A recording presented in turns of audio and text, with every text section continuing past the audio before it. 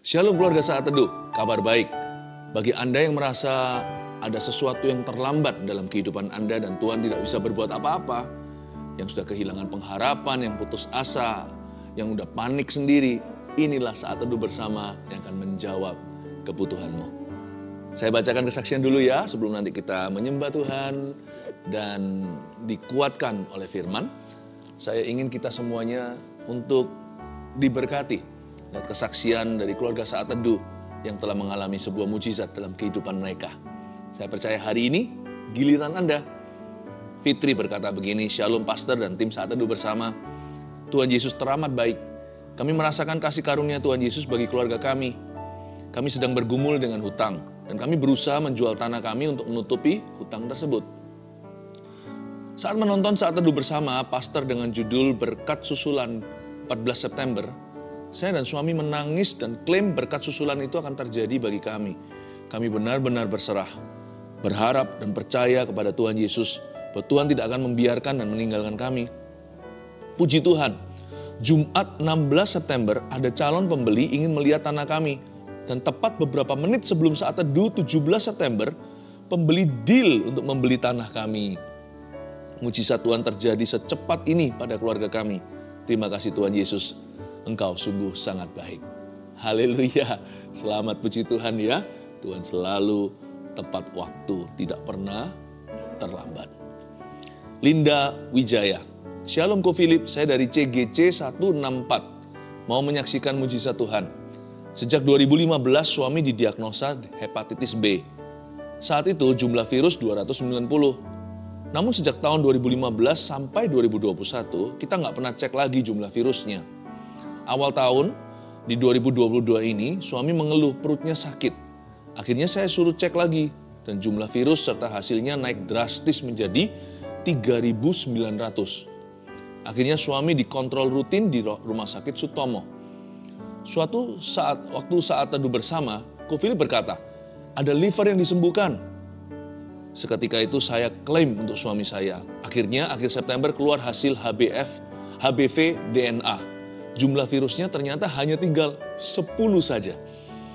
Dari ribuan 3 digit menjadi 10 saja, saya terkejut lihat hasilnya. Akhirnya waktu kontrol saya tanyakan, apakah benar itu? Dan kata dokter, itu benar. Puji Tuhan, apa yang tidak pernah kita pikirkan Tuhan sediakan. Saya yakin angka 10 itu suatu saat akan berubah jadi 0. Thank you Ko Philip buat pelayanannya yang sangat memberkati. God bless you. Saya amini, saya sepakat dengan iman. Jika Anda menyaksikan saat ini ya, bahwa itu akan menjadi 0. Nah, Tuhan memerdekakan, kita akan sungguh-sungguh merdeka. Ayu dari CG14 Family di Magelang. Shalom Ko Philip dan tim, saya ingin bersaksi atas kesembuhan anak kami yang begitu ajaib. Pada 7 Juli, saya melahirkan anak kami yang keempat melalui sesar karena saya menderita pre-eklamsia dan kehabisan air ketuban. Hari itu kami sangat bahagia karena dikaruniai bayi laki-laki yang sehat. Tapi paginya kebahagiaan kami berubah menjadi kesedihan yang begitu mengerikan karena anak kami harus masuk ruang ICU dan dirujuk ke rumah sakit lain. 2 Agustus dokter sudah pasrah dan mengatakan jika anak kami sudah nggak punya harapan lagi. Hati kami begitu hancur. Kami berserah dan malamnya ketika berdoa kami mendapat rema. Bersukacitalah sebab hanya Akulah Tuhan. Saat itu kami bingung bagaimana bisa kami bersuka cita, sedangkan kondisi anak kami kritis dan divonis tidak punya harapan. 3 Agustus kami mengikuti Saat Teduh bersama di depan ruang ICU dengan judul Memberi dengan Sukacita. Kami menerima peneguhan untuk tetap bersuka cita dan sungguh ajaib tanpa perlu waktu lama. Di 4 Agustus kami dipanggil dokter dan dokter bilang hasil pemeriksaan anak kami semua bagus. Dan sore itu juga anak kami bisa pulang dari rumah sakit. Kami menangis terharu atas apa yang telah Tuhan janjikan, ternyata begitu cepat Tuhan menggenapinya. Kami juga bersyukur Tuhan selalu tempatkan orang-orang baik di sisi kami. Selama anak kami dirawat, teman-teman GMS Magelang setiap hari datang untuk menghibur, menguatkan, membantu, dan mendoakan kami sekeluarga. Thank you Pastor Philip dan tim, sukses selalu, Tuhan berkati. God bless you too, sama-sama ya suksesnya. Puji Tuhan untuk anak itu, suatu hari siapa tahu saya bisa bertemu. Haleluya, Tuhan selalu tepat waktu. Untuk dia bicara, dia akan genapi. Waktunya masuk ke hadirat Allah. sisihkan semua tugas, tanggung jawab. Sementara ini, duduk di kaki Yesus. Mari kita datang untuk mencari wajahnya. Haleluya. Kami tidak perlu panik, tidak perlu khawatir. Kami tidak perlu takut dan tidak boleh bimbang. Sebab ada Tuhan dalam hidup ini. Tuhan tidak pernah terlambat. Tuhan tidak pernah telat.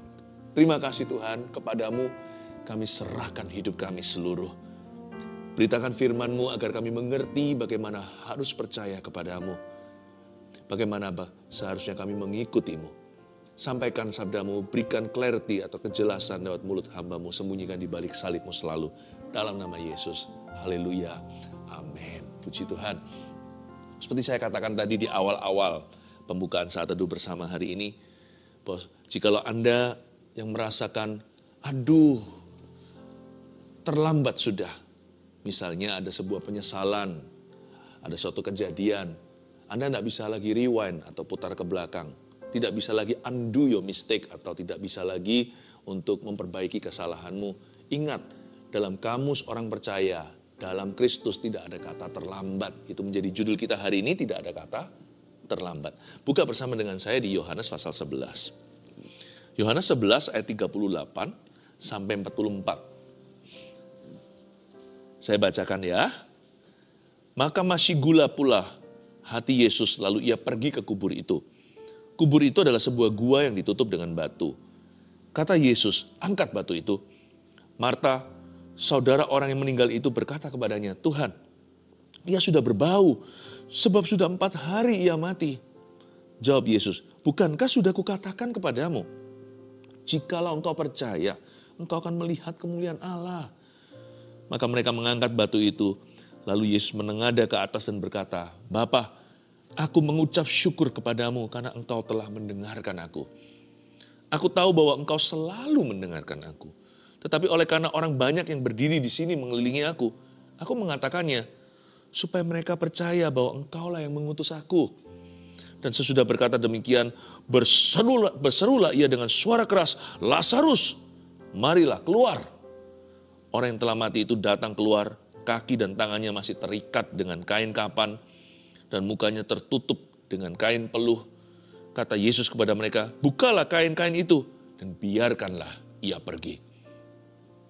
Tidak ada kata terlambat. Justru ketika kita hampir menyerah atau mau give up, malah jangan menyerah, sebab mujizat sudah dekat. Misalnya kalau kita mau mendaki gunung, dari jauh kelihatan gunungnya.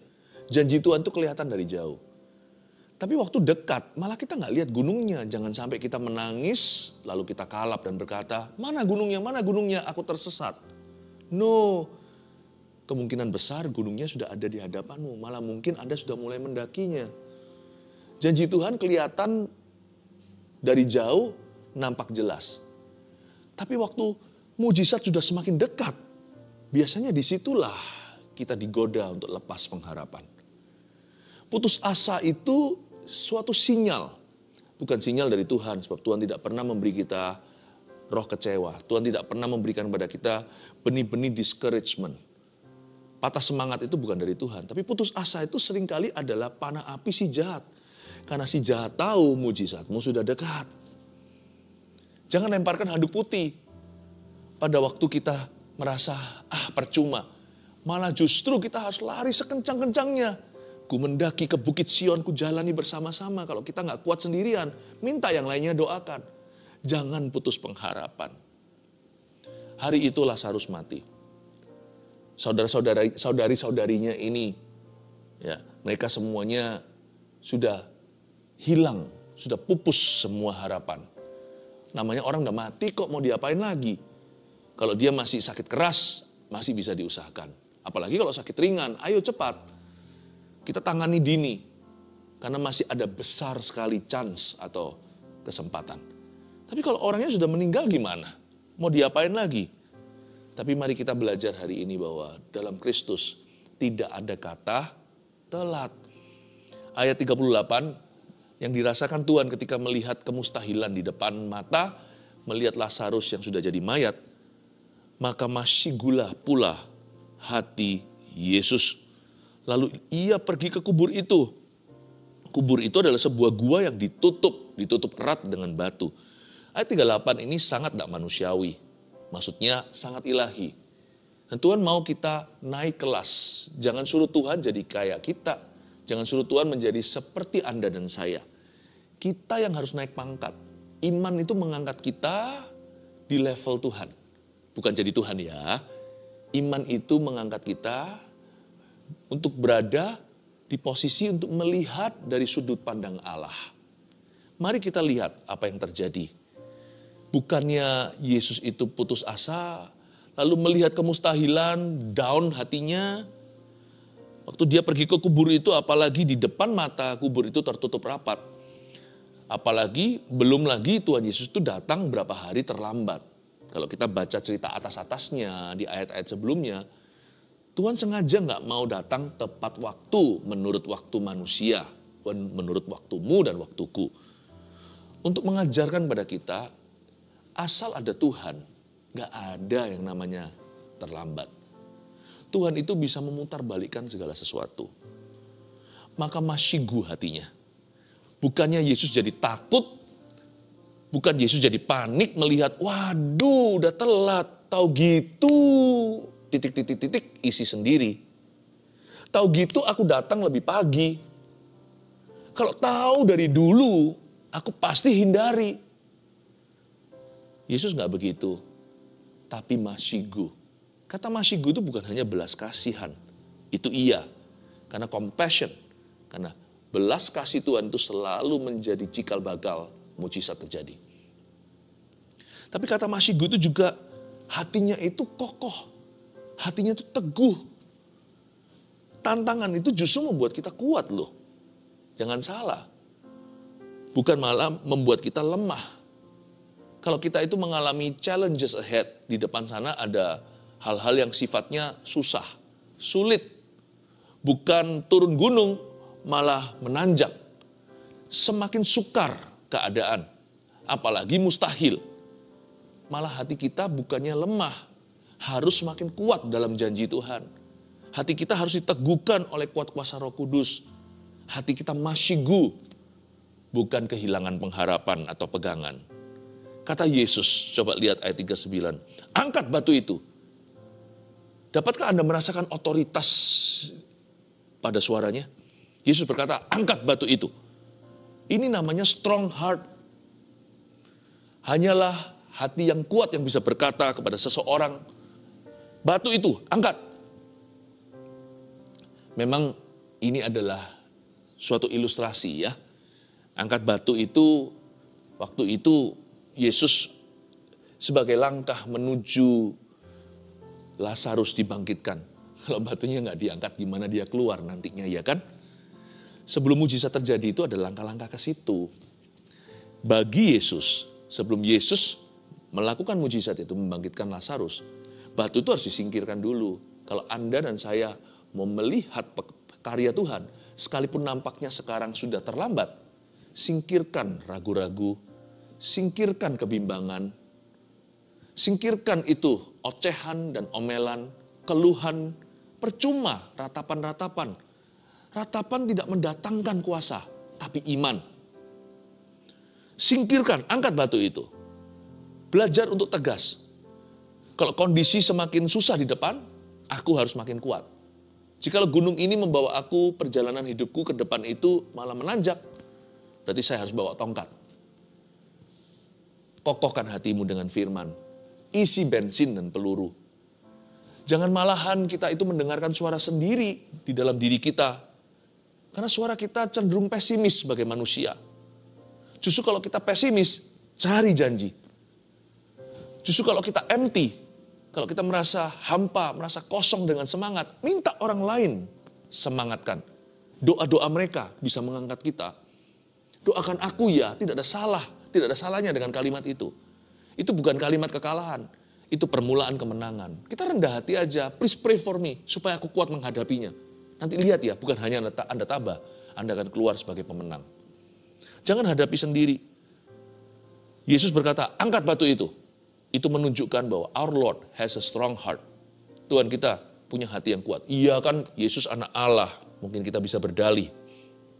Jangan lupa loh, Yesus juga 100% manusia seperti kita.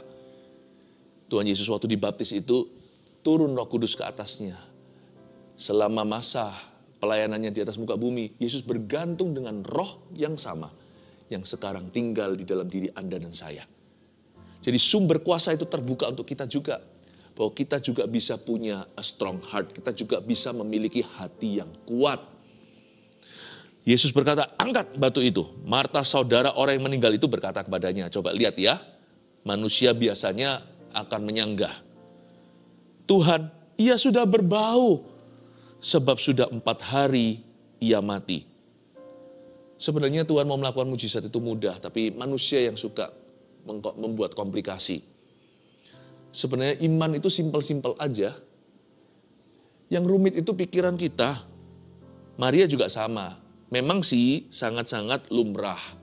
Yang dia sampaikan itu informasi, itu fakta.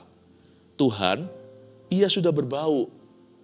My brother atau saudaraku ini udah baunya gak enak.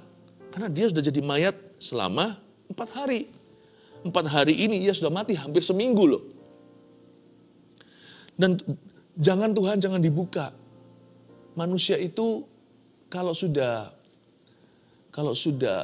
melepaskan harapan itu seperti apa ya? Seperti misalkan kalau zaman waktu saya kecil lihat teman-teman main layang-layang. Saya juga pernah sih main layang-layang. Anda pernah nggak? Lalu waktu layang-layangnya kena layang-layang orang lain, lalu putus senarnya. Waduh, cuma tinggal lihat, bye-bye. Apalagi itu layang-layang kesayangan, udah dihias-hias. Yang besar lagi, aduh diambil orang atau terbang. Inilah imannya Marta. Dia berkata, Tuhan, dia sudah berbau sebab sudah 4 hari dia mati. Jangan lupa, dalam Kristus tidak ada kata terlambat. Kalau Tuhan gak berkata apa-apa, ya apa kata. Tapi Tuhan sudah bilang sebelumnya di ayat-ayat atas tadi ya. Saya kasih aja langsung, saya kasih aja ceritanya, background story. Tuhan udah bilang sama dia, akulah kebangkitan. Kalau kita sudah terima rema, berarti itu akan terjadi. Lain cerita kalau itu sugesti. Ini bukan sugesti. Marta sudah menerima pewahyuan dari Tuhan. Bahwa Tuhan itu kebangkitan. Kalau aku hadir hari ini, bukan nanti suatu hari orang mati dibangkitkan. Akulah kebangkitan. Kebangkitan bisa terjadi kapanpun saja. Kalau aku menghendakinya. Dengan kata lain Tuhan sedang membuat sebuah statement atau pernyataan. Kamu harus beriman. Bukan pada event di akhir zaman. Tapi Tuhan itu maha kuasa. Kapanpun dimanapun. Asal kamu masuk di dalam kairos atau masuk dalam waktu ilahiku. Apa yang kukatakan pasti akan terjadi. Masuklah dalam zonanya Tuhan. Masuklah dalam horizonnya. Masuklah di dalam dunianya Tuhan. Jangan tarik Tuhan turun ke duniamu dan duniaku yang pesimis. Yang tidak percaya itu. Berkali-kali Yesus menegur murid-muridnya. Bukan Marta maupun Maria. 12 murid itu. You of little faith. Hai kamu angkatan yang tidak percaya. Hai kamu yang tidak beriman. Dalam hal ini sekarang Tuhan juga sedang mengoreksi Marta. Lalu ayat 40 Tuhan berkata, bukankah sudah kukatakan kepadamu? Loh, tadi kan aku sudah bilang sama kamu, jika engkau percaya engkau akan melihat kemuliaan Allah, ya kan? Tuhan tuh gak pernah kasar. Gini ya, kalau ada orang berdoa belum memperoleh mujizat, janganlah Anda tuduh dan tuding dia dan berkata kamu kurang beriman. Yang boleh tegur gitu hanya Tuhan. Karena Tuhan itu sempurna. Kita selama masih gak sempurna, sama-sama gak sempurna, jangan saling mendahului. Saya nggak pernah loh kalau doain orang yang nggak sembuh lalu saya beritahu kamu kurang beriman. Enggak, kalau memang ada satu orang yang saya perlu tuduh, saya akan tudingkan jari kepada diri sendiri. Saya nggak akan pernah mendakwah. Karena pasien-pasien Allah atau orang-orang yang datang kepada kami untuk didoakan itu, mereka itu jiwanya berharga. Perasaannya itu sangat penting. Kami akan menjaga seperti biji mata.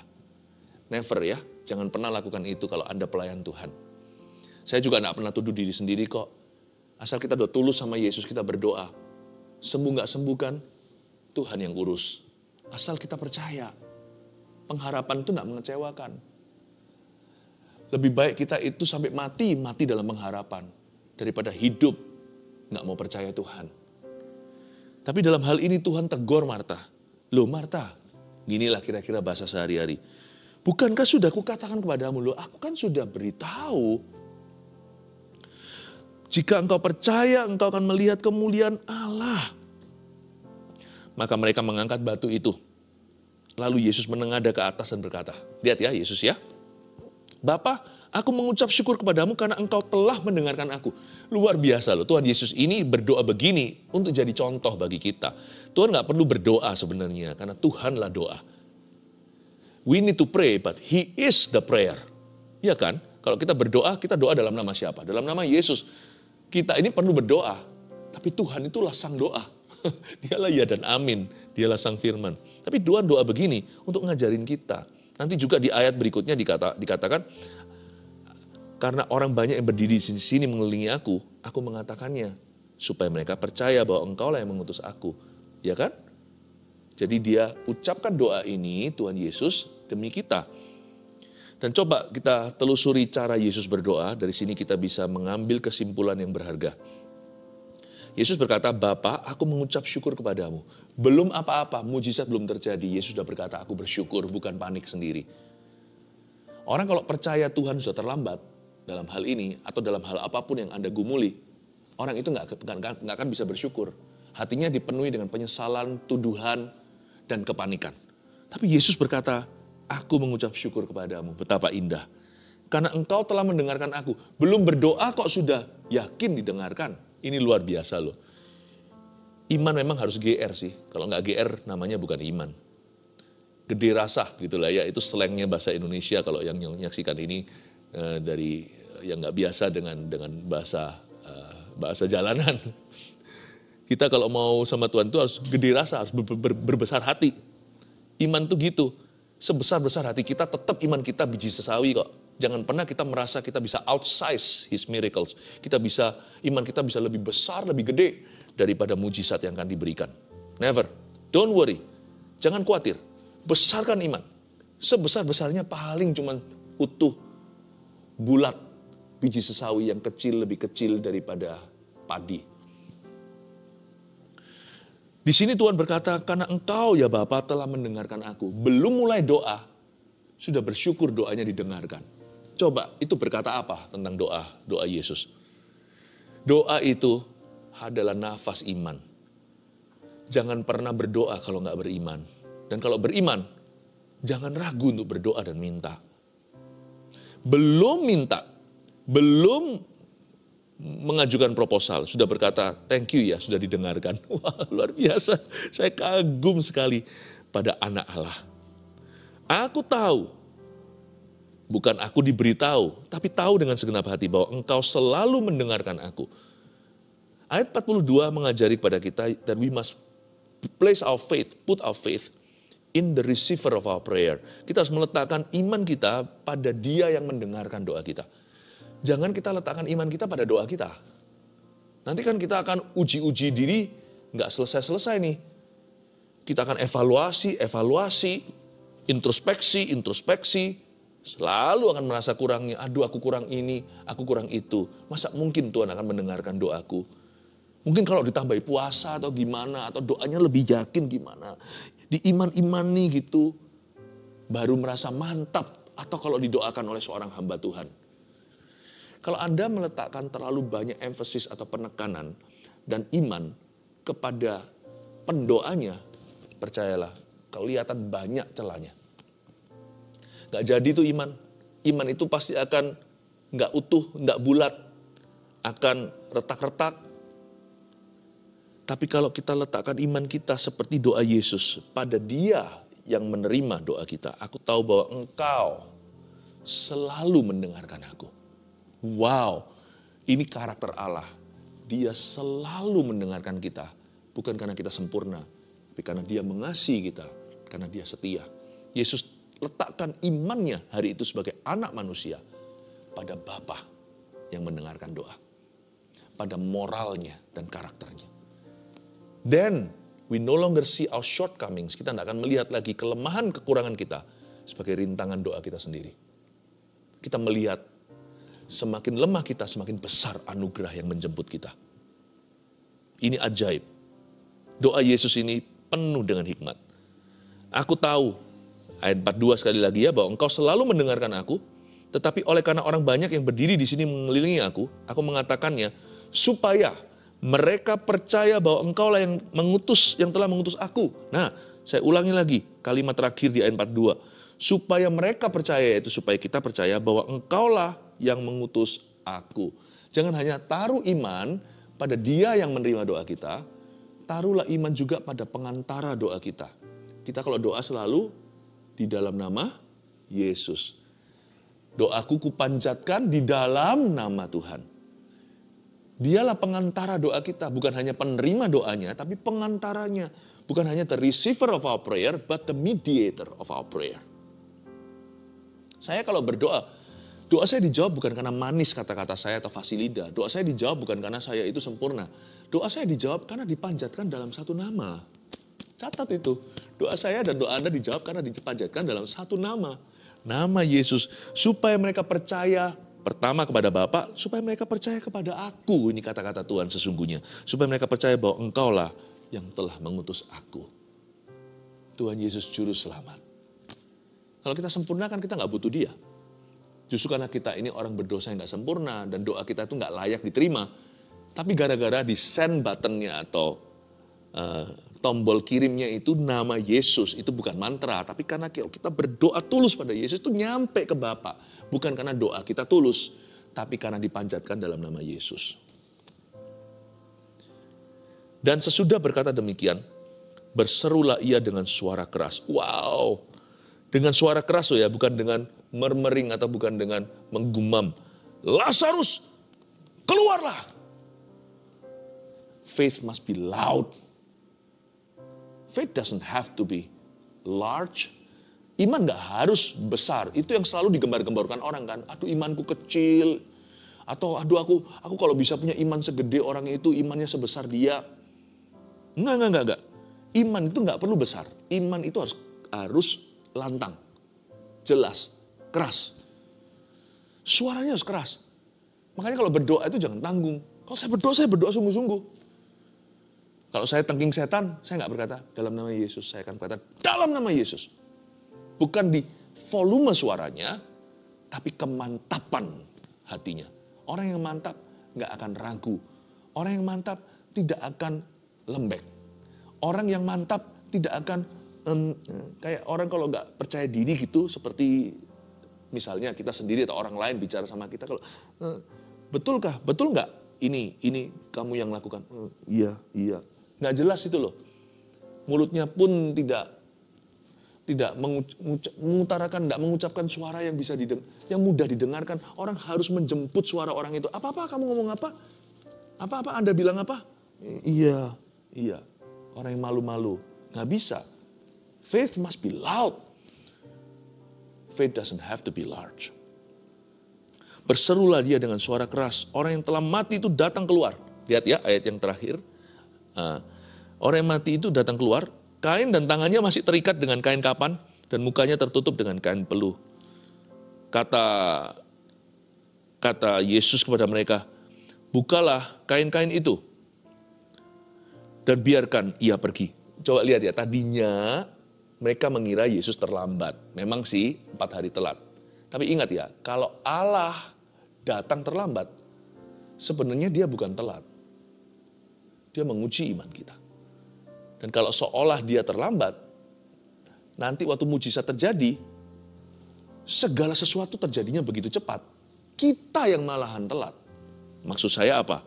Tadinya kan mereka kira Yesus terlambat. Tapi waktu terjadi mujizat, lihat sekarang siapa yang di belakang.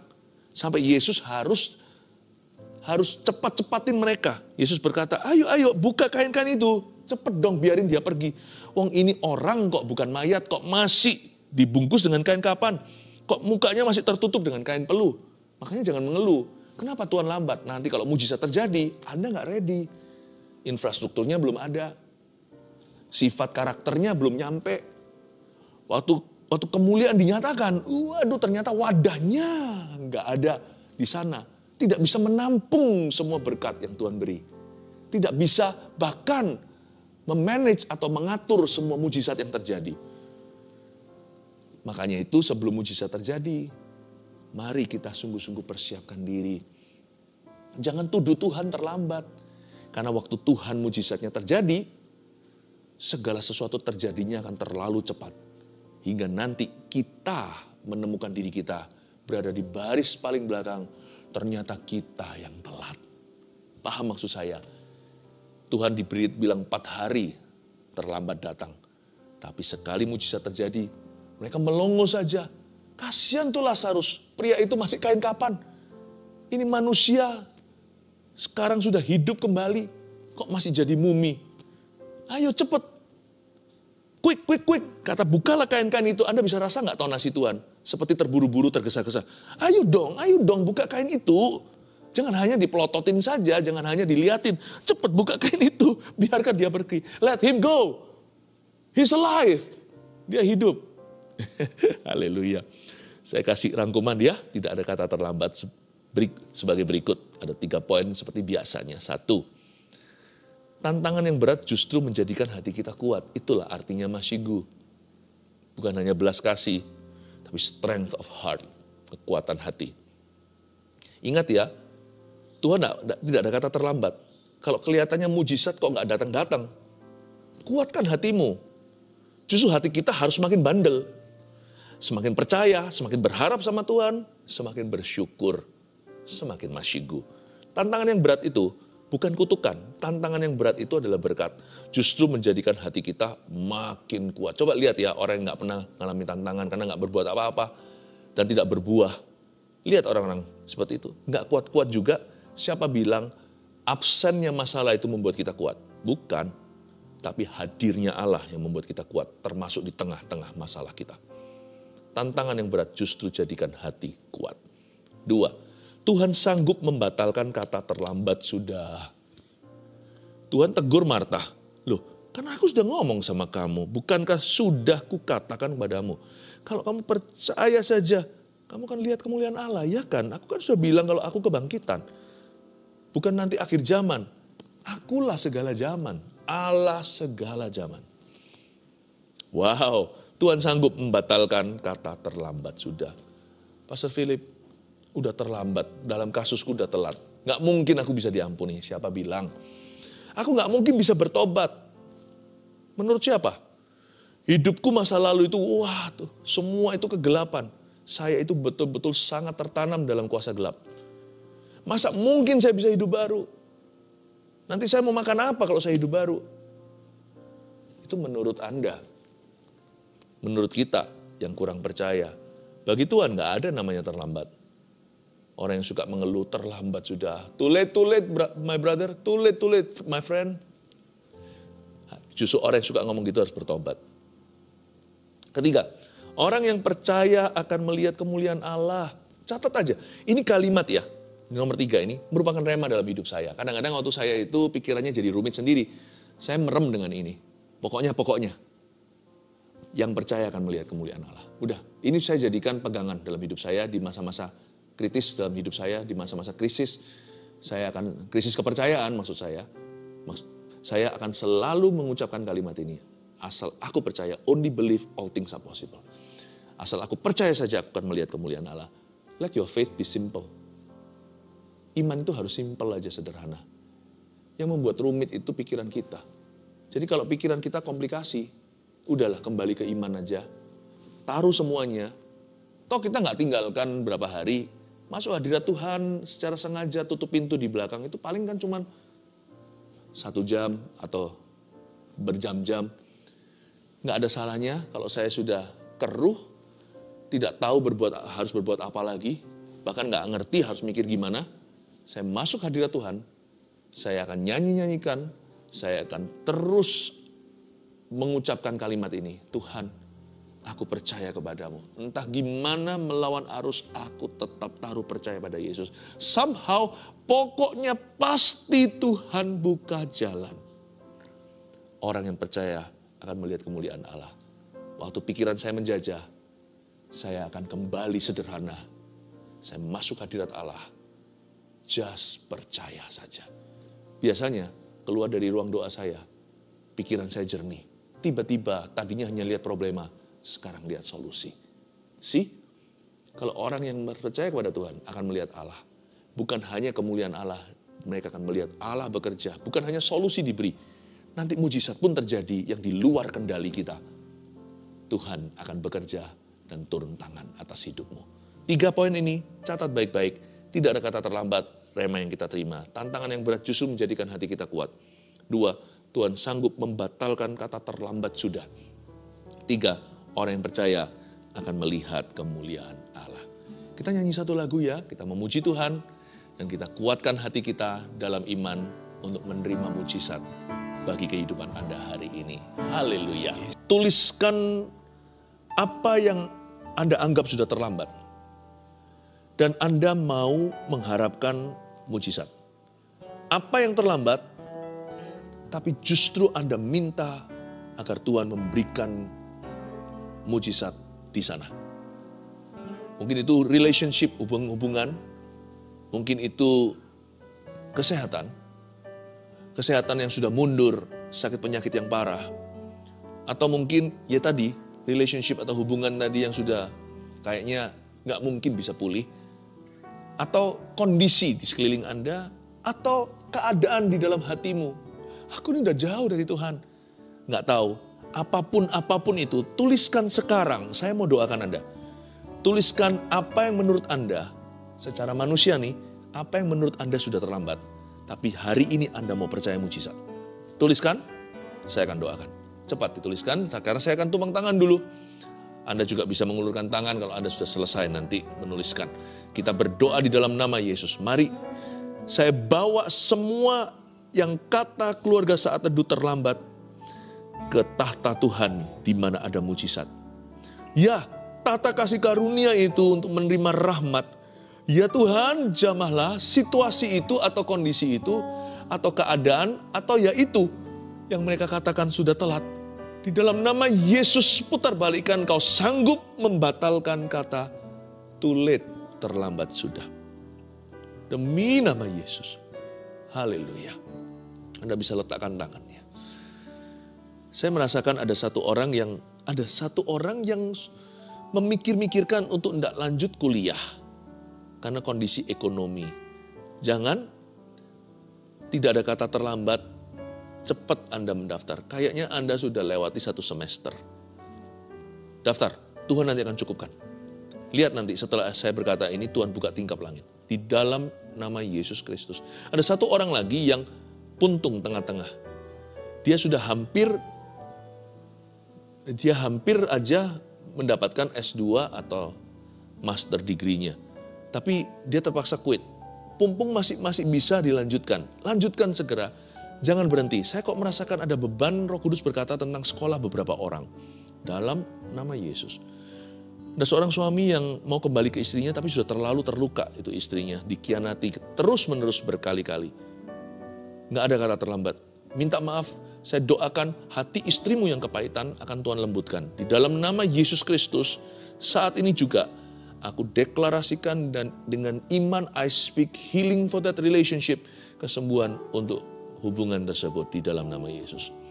Progressive healing kata Roh Kudus. And regressive cancer.